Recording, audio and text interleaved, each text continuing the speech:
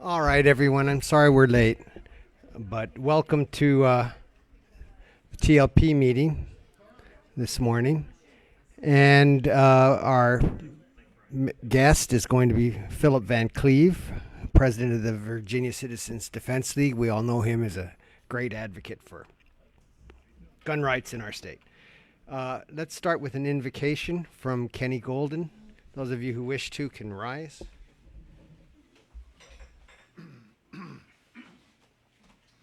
If you would please, ladies and gentlemen, join me in prayer.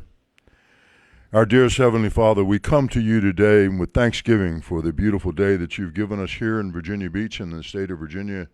But we ask that you watch out for those people in California. I just made a phone call to friends out there, and some of the inclement weather is endangering some of those people out there that live high in the Sierras. We ask you to take your mighty hand and soothe the weather, that it might be nourishing rather than destructive and injure those people in the high Sierras. We also ask you to help the people in Turkey that have gone through a terrible experience with thousands of people dying.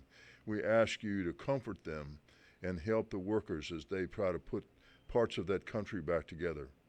We ask you to protect our school board here as we negotiate how we are going to train our young children, and help us do the right thing and sponsor the right things to help our children, to help prepare them for the lives of a modern society. We also to ask you to help our first responders and our policemen here in the state and in the city of Virginia Beach. Protect our young women and men that are overseas protecting this nation. Reach out your hand for them in every single place on the planet Earth that they are, and comfort them and help them in their mission. In your name we pray, amen.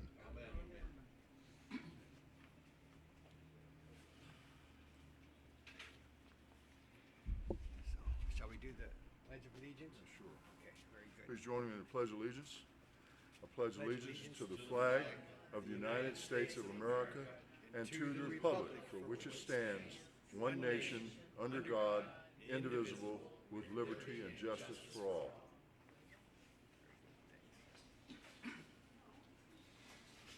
Okay.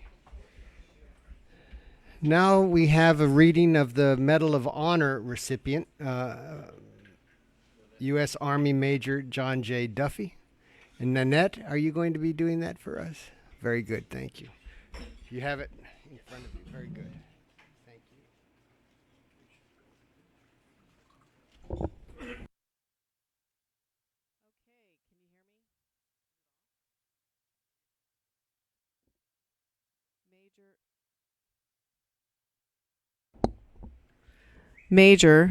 I'm not quiet.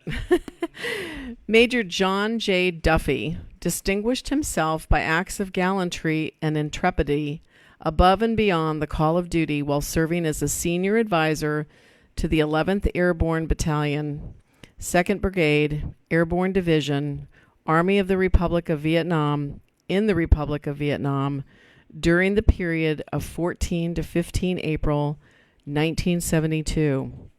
In the 2 days preceding the events of 14 to 15 April, the commander of the 11th Airborne Battalion was killed. The battalion command post was destroyed, and Major Duffy was twice wounded but refused to be evacuated. Then, on 14 April, Major Duffy directed the defense of Fire Support Base Charlie, which was surrounded by a battalion-size enemy element. In the morning hours, after a failed effort to establish a landing zone for resupply aircraft, he moved close to enemy anti-aircraft positions to call in airstrikes. At this time, Major Duffy was again wounded by fragments from a recoilless rifle round and again refused medical evacuation. Shortly thereafter, the enemy began an artillery bombardment on the base, and he remained in an exposed position to direct gunships onto the enemy positions, which eventually silenced the enemy fire. Following the bombardment, Major Duffy assessed the conditions on the base and personally ensured the wounded friendly foreign soldiers were moved to positions of relative safety, and the remaining ammunition was appropriately distributed to the remaining defenders. Shortly thereafter, the enemy resumed indirect fire on the base, expending an estimated 300 rounds. Nevertheless, he remained in an exposed position to direct gunship fire on the enemy positions. In the late afternoon hours, the enemy began a ground assault from all sides of the firebase, and Major Duffy moved from position to adjust fire, spot targets for artillery observers, and ultimately to direct gunship fire on a friendly position which had been compromised. As the evening wore on, it became clear that the defenders could not withstand the overwhelming enemy forces, and he began to organize an evacuation of the firebase under the cover of night. With the goal of a complete withdrawal, Major Duffy was the last man off the base, remaining behind to adjust the covering fire from gunships until the last possible moment. When the acting battalion commander was wounded, he assumed command of the evacuation and maintained communication with the available air support to direct fire on the enemy. In the early morning hours of 15 April, the enemy ambushed the battalion, inflicting additional casualties and scattering some of the able-bodied soldiers. Major Duffy organized defensive positions during the ambush and ensured the friendly foreign forces could successfully repulse the enemy. After withstanding the ambush, he led the evacuees, many of whom were significantly wounded, to an established evacuation area, despite being continually pursued by the enemy. Upon reaching the exfiltration site, Major Duffy directed gunship fire on enemy positions and marked a landing zone for the helicopters. Only after ensuring all of the evacuees were aboard did Major Duffy board, while also assisting a wounded friendly foreign soldier in with him.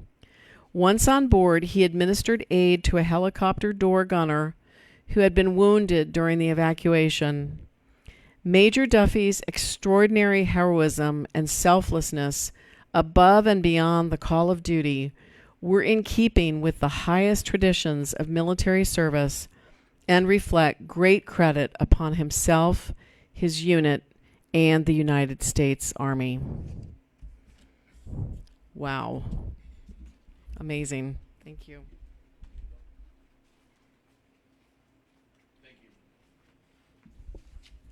Very good. So now joining us by Zoom, I believe, is Philip Van Cleave, president of the Virginia Citizens Defense League. He's appeared before us a couple or three times before, and we're happy to have him back today. He's going to give us probably an inspirational speech about the Second Amendment, our Second Amendment. More so, the General Assembly who tried to take it away from us. Okay. Thank you. Welcome. Give us just a moment to get your volume adjusted. Thank you. You ready? Just one moment.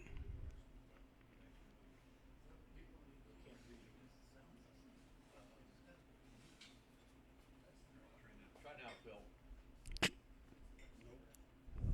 No, we've got no sound at this moment. It's not on his side. Sorry.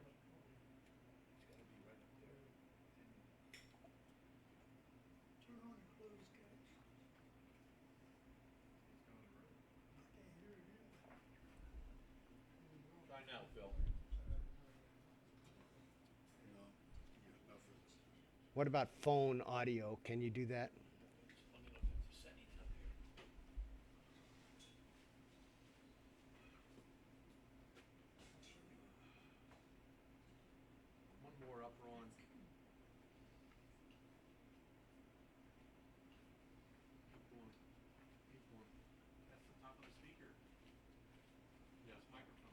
that's, okay.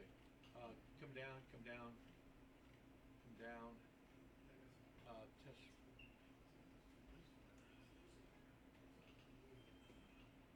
Pro. Pro. No, that's not it. Can't find this speaker over here.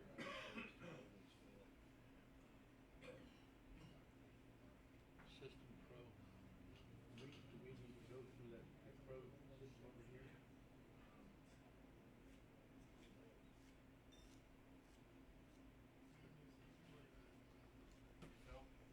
Yes. Can you hear me? Okay. Yes. Okay, testing again. Can you hear? Yes. Okay. That's great. Thank you. Testing again. Can you hear? Yes. Okay. That's great. Thank you. Testing again. Can you hear? Yes. Okay. Okay. That's great. Thank you. Testing again. Can you hear? You want me to start now? Okay. Okay. That's great. Thank you. Testing again. You want me to start now? Okay. Okay. That's great. Thank you. Testing again. You want me to start now? You want me to start now? Okay. All right. Can you hear me all right? Okay. Okay. All right. Can you hear me all right? Okay. Okay. All right. Can you hear me all right? I'm getting an echo. Okay. All right. Can you hear me all right? I'm getting an echo. Okay. All right. Can you hear me all right? I'm getting an echo. Okay. All right. Can you hear me all right? I'm getting an echo. Okay. All right. Can you hear me all right? I'm getting an echo. Okay. All right. Can you hear me all right? I'm getting an echo.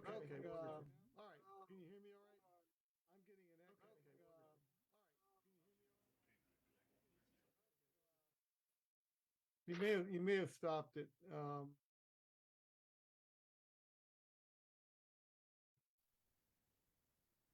Okay. All right, let's see if the delay is gone. Yeah, it's like a 3-second delay. I would say something and then I hear myself 3 seconds later. It's like a 3-second delay. I would say something and then I hear myself 3 seconds later. It's like a 3-second delay. Oh no, I'm still getting it. Something and then I hear myself 3 seconds later. It's like a 3-second delay. Oh no, I'm still getting it. Now, what I could try doing is turning off mine. I won't be able to hear you. What I could try doing off that way I won't have the distraction. I won't be able to hear you. What I could try doing off that way I won't have the distraction. I won't be able to hear you. What I could try doing off that way I won't be able to hear you. I'm not using it. I won't be able to hear you. Hold on, let me try something. Well, it shouldn't matter, but let me hold on, let me try something. Well, some earphones in. Hold on, let me try something. Well, some earphones in. Okay, let me see if this has an echo. Some earphones in. Okay, let me see if this has an echo. Nah, it doesn't help. Still okay, let me see if this has an echo. Nah, it doesn't help.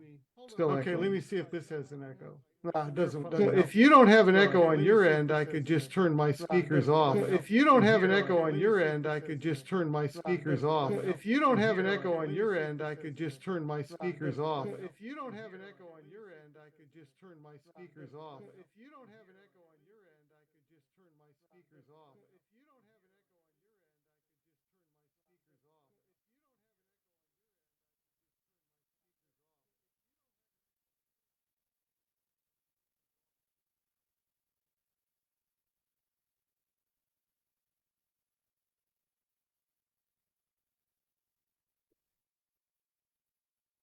Okay, I'll try one more time with this with my speakers on. Okay, I'll try one more time with this with my speakers. Okay, yeah, I don't hear the echo now. Try one more time with this with my speakers. Okay, yeah, I don't hear the echo now. No, I'm not hearing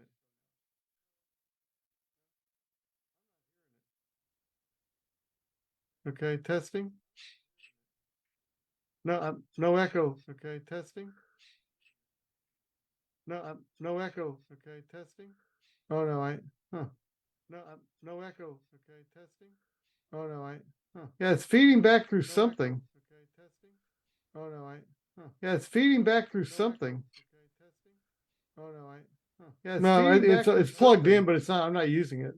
Oh no, huh. Yeah, it's plugged in, but it's not. I'm not using it. Oh no, it's plugged in, but it's not. I'm not using it.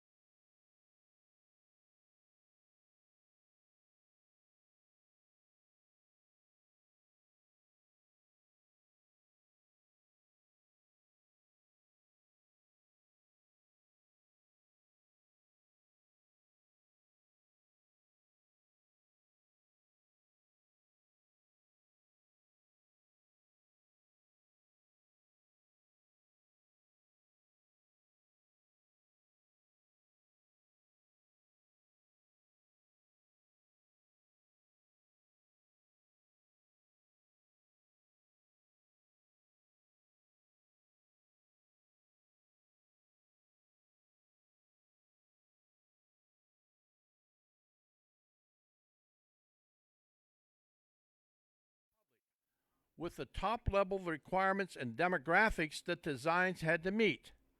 No one would expect school board or the superintendent to know the material design to meet the requirement, but the school board and the superintendent are the source of the top-level requirement, not Ballard Construction.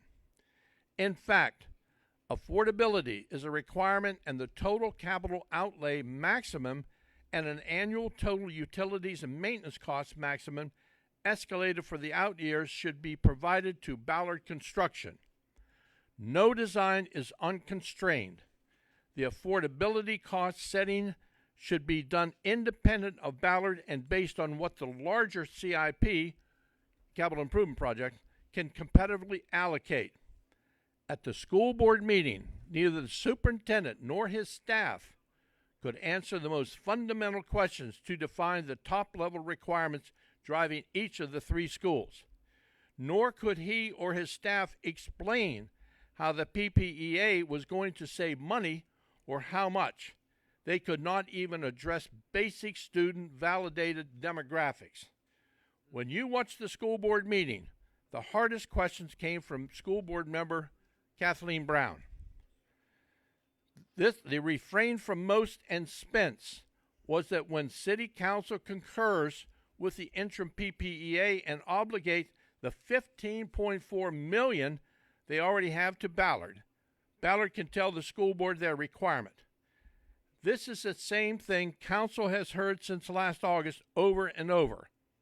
Spence and inner circle professionals making big six-figure salaries producing shrugged shoulders excuses for not knowing the requirements for the designs they want. Now, this is a military town with thousands upon thousands active and retired military and civilians. We know that defining requirement is an inherent function of government's organic professionals. If you do not know your mission requirements that the design has to meet, you should not be awarding a procurement for a design. Now, when you watch last Tuesday's school board meeting, you will observe Superintendent Spence executing the classic bureaucratic deflection for not being prepared. You blame not having the money to get the answers from the contractors. Then Spence closed with, to paraphrase, "If you just want to go back to design and build, I can do that." The peak enrollment for the Virginia Beach school system a decade ago was just over 76,000. We are down to 65,000, plus a few hundred birth rates. Birth rates are below population replacement, and population growth is 0.3% annually at best. Private schools have waiting lists and are looking at expansion as an increasing number of Beach families are seeking alternative schooling for their children. Now let's circle back to who is going to be served by these school replacements. The students, while remember that we still have two unfunded high schools to replace First Colonial and Kempsville High School. Knowing the aggregate demographically validated throughout of students by grade by appropriate classification that drives several facilities is a start to include an empirical derived margin. Modeling the classroom requirements based on curriculum and special programs, etc. is next, and special requirements like VOTAC, LEBs, etc. If a diverse VOTAC certification curriculum is not part of the requirement driving the design, the system will fail to deliver from high school to work highly employable and much needed employees to area employers. Amateur hour is the only good description one could assign to the overall PPEA process the school board has engaged thus far. The City Council is the last place to inject discipline into the acquisition process to replace Betty F. Williams, Princess Anne High School, and Bayside High School. We need to build to an acceptable requirement at an affordable cost, but the cost cannot preclude our ability to afford to put quality teachers in the classroom. Teachers, not buildings, add the value to the student. And in closing, school system homework to date earns a grade of C at best. The public deserves an A work, and council should only vote on A work. And I believe, Diane, did you have some comments on this, Diana, please? I'll post these comments. I just wanted to point out that Councilwoman Wilson, she put in an amendment to the proposal to say that, one, they could not raise taxes. The city would not entertain a thing to raise taxes for those schools. And if they passed the referendum, whatever, to do it, they have to keep within their funding formula. And she also wanted like 3 cost estimates, so there would be a lower, a middle, and a high one, and what would be eliminated with each one. And for some reason, none of that got, told over to the school board, so they didn't know anything about her amendment on there when it, got referred over back to them. So, anyway, just wanted to let you know that.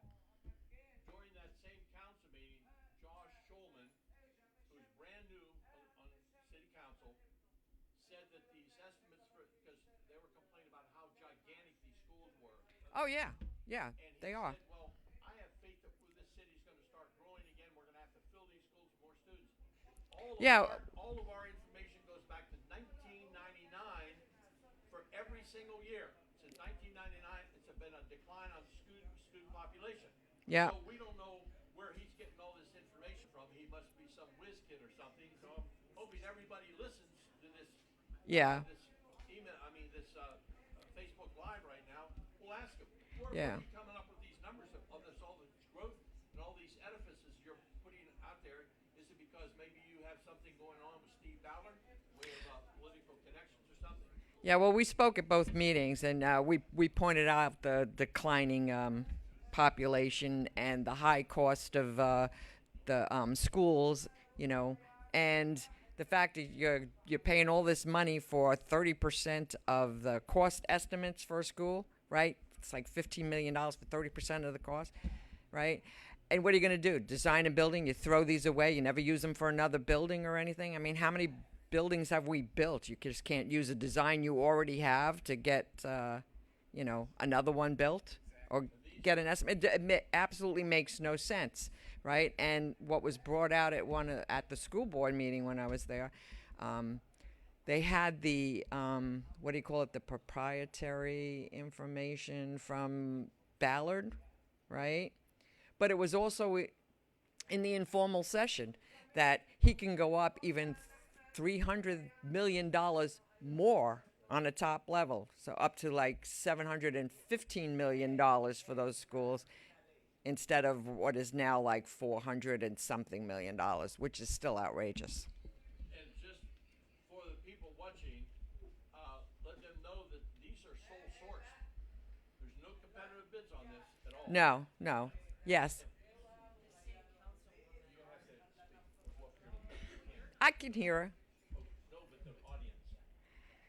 The same councilwoman also said 2 months ago at a council meeting that she wasn't worried because she knows that. Yeah, I'm sure they do. Yeah. And Councilwoman Wilson also said that she trusts Ballard because they also produce a good product. I'm sure they do produce a good product, but it's a very expensive product and probably one we don't need. Something we pointed out, like a lot of the schools that they built have all these bells and whistles on them that don't educate kids. Teachers educate kids, not trees growing up in an atrium or a grass roof, or buildings full of glass that if you had an active shooter, you couldn't be able to hide anywhere. And you gotta Yes. have a big HVAC system. Yes.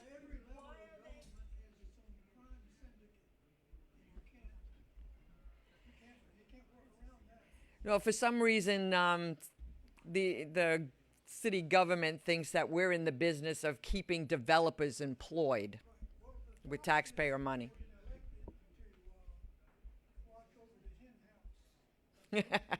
Yeah. These same developers fund some of the campaigns of people that got elected. So what was the response? Wait, there's a question over here.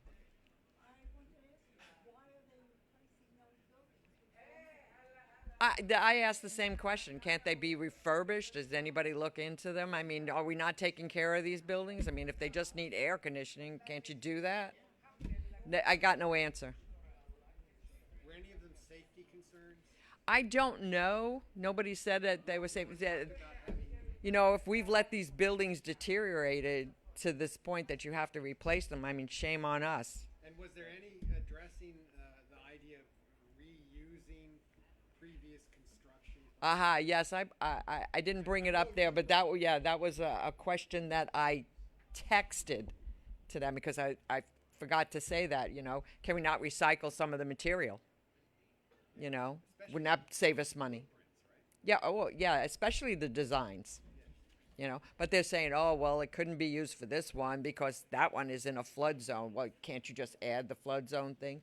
Well, we can't do this one for Princess Anne's one because they have, you know, one of those charter schools and everything. Okay, well, the charter school can be on the side. Can't you just like eliminate the part with the charter school and use the rest of the design? I mean, I don't get it. I mean, they just want to spend money, and they don't want to give it back to you. And speaking of that, right, all the tax relief bills were killed in the Senate as well, right? And so now we have a conference where the Senate's not budging on giving taxpayers back any of their money, and they especially don't want to give businesses back any break at all, right? And the governor wants to give us at least $1 billion in tax relief, which is still in the budget, even though all the bills didn't pass because it was part of the governor's budget. So they're still fighting for that. But for right now, call your legislators. Tell them you want tax relief. $1 billion out of $3.6 billion surplus is not a lot. They should give it all back to us, but I'm sure they could spare $1 billion. Thank you, Diana Howard. Any other announcements? 9/1, 9/12? Yeah, 9/12 will have their meeting the fourth Monday of the month. The 9/12 meeting will be on the fourth Monday of every month, and it's at Why Not Pizza, and Why Not Italian. And it's at 6 o'clock? 6:30. Okay. New curriculum starting is. We've got a new. Studying something. Yeah. We just finished the Supreme Court. And that's it that I. Is that everything? Laura, did you want to say something? Okay. Do we want to mention the podcast now or just no? All right. So thank you all for coming, and I will entertain a motion to adjourn. Okay, all in favor, please say aye. Okay, that's it. Thank you very much.